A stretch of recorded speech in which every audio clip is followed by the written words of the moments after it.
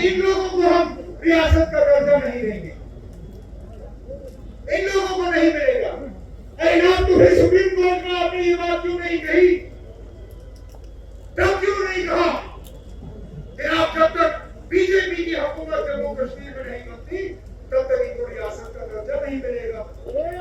फिर जम्मू कश्मीर के लोग क्या फैसला करती है उस तक होगा।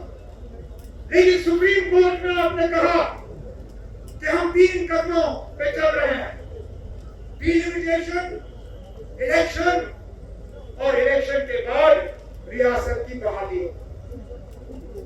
डिलिमिटेशन हुआ, जो हुआ ठीक हुआ, गलत हुआ। इलेक्शन हुए, अब इसमें हमारा क्या कसूर है कि जम्मू कश्मीर के लोगों ने हुकूमत की जिम्मेदारी हमें दी। बीजेपी का उनके तमाम यार दोस्त इस इलेक्शन में पीछे रह गए, चाहे ए टीम, बी टीम, सी टीम, डी टीम, सब है। क्या हमारा कसूर है? मैं खुद हैरान हुआ जब इलेक्शन के नतीजे निकले। वल्लाह मेरी कुछ स्टेज पे साथी बैठे हैं, मैं उनकी तरफ इशारा करूंगा, ना उनकी तरफ देखूंगा, लेकिन मुझे नहीं लग रहा था कि वो इलेक्शन में सीट निकालेंगे। लेकिन अल्लाह का करना निकल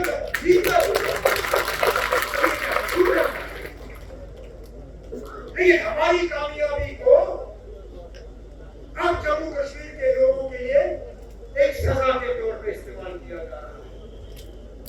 आपने हुकूमत बनाई क्यों अगर आप उस हुकूमत को काम करने नहीं दोगे? क्या फायदा? फिर नहीं करने थे इलेक्शन।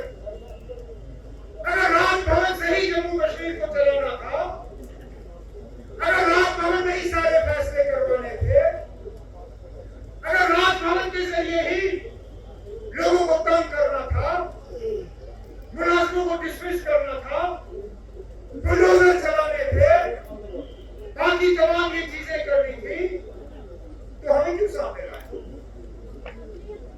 फिर क्या देते उसी वक्त आप आइए, लेकिन हम आपके हाथ आपके पीठ के पीछे बांधेंगे,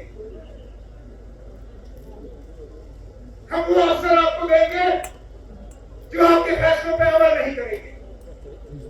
भाई ये हमारा जिगर है, ये हमारी समर है कि तब भी हम घरों की तरह मेहनत कर करके यहाँ के लोगों के लिए कुछ हासिल करना शुरू कर रहे हैं।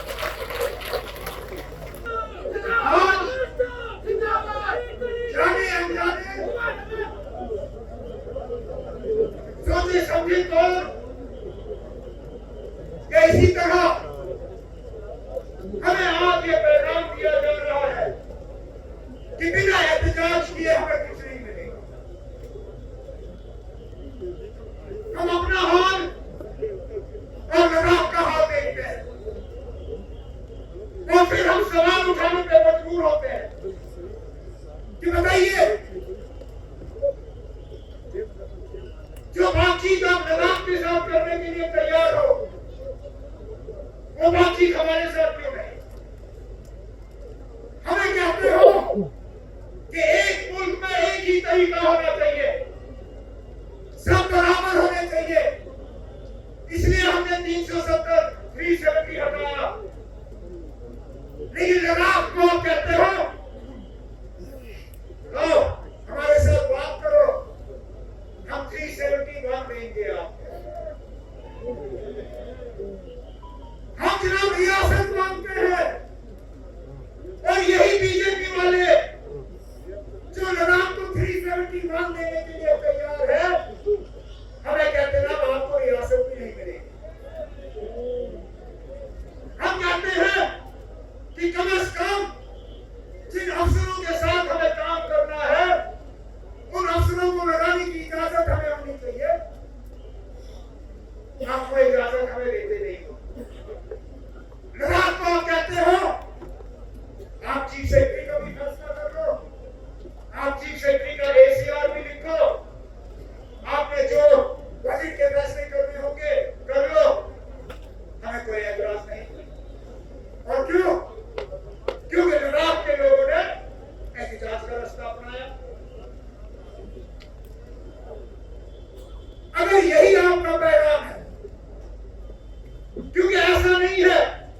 कि रियासत के मामले पे मैं खामोश रहा। अल्लाह गवाह है, अगर मैंने एक भी मौका गवाया हो रियासत की बहाली की बात करने के लिए, वज़ीर आज़म सन्ना राय मैंने अपने तरीके से वहां रियासत की बात की। वज़ीर आज़म कटरा आए, मैंने वहां रियासत की बात की। कोई मुलाकात मेरी अमित शाह साहब या नरेंद्र मोदी साहब या किसी भी सीनियर मिनिस्टर से नहीं होती जिसमें मैं रियासत के हवाले से बात नहीं करता। और हर मुलाकात में मुझे कहा जाता है कि हम कर रहे हैं, लेकिन जब